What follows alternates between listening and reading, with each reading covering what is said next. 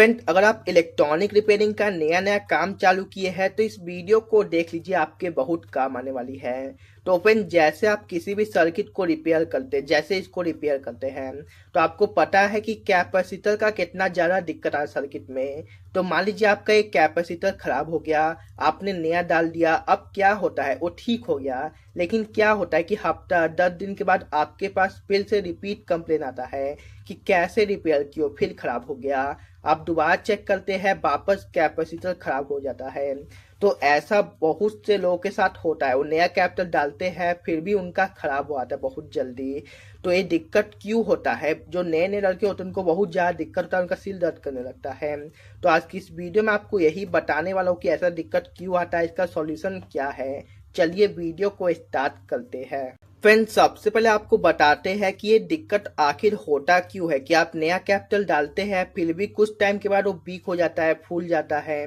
तो फ्रेंड देखिए, मार्केट में जो भी आप कैपेसिटर आते हैं ज़्यादातर आपका डुप्लीकेट होता है, जो फ्रेंड बहुत बेकार क्वालिटी का होता है। जैसे उसके ऊपर 1000 UF लिखा हुआ है लेकिन सिर्फ नाम का 500 से भी कम होता है।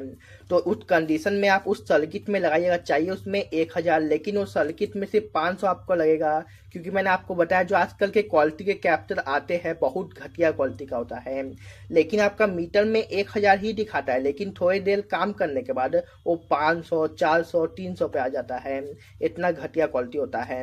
तो क्या होता है, आप इसको लगाते हैं तो चाहिए सर्किट में 1000, लेकिन आपका कुछ टाइम चलने के बाद ही 500 हो जाता है, 600 हो जाता है, जिससे आपके कैपिटल पे लोड पड़ता है। और आपका कैपिटल पे लोड आने के वजह से आपका कैपिटल जल्दी खराब होता है, आपका सर्किट वापस आता है। तो फ्रेंड, ये तो दिक्कत आप समझ गए। अब इसका सॉल्यूशन क्या है?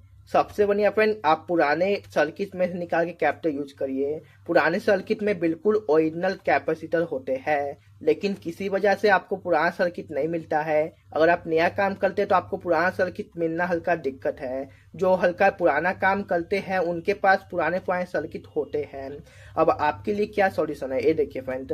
तो फ्रेंड, जैसे आपको चाहिए 10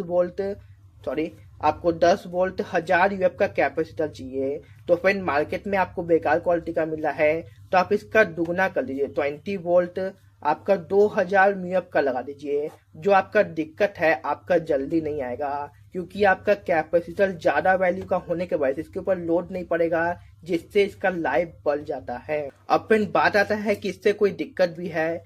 तो फ्रेंड, इससे दिक्कत हो भी सकता है, नहीं भी हो सकता है। इसका क्या मतलब है? तो फ्रेंड, आपको इसका वैल्यू वही दोगुना करना है जहां आपका पावर सप्लाई है।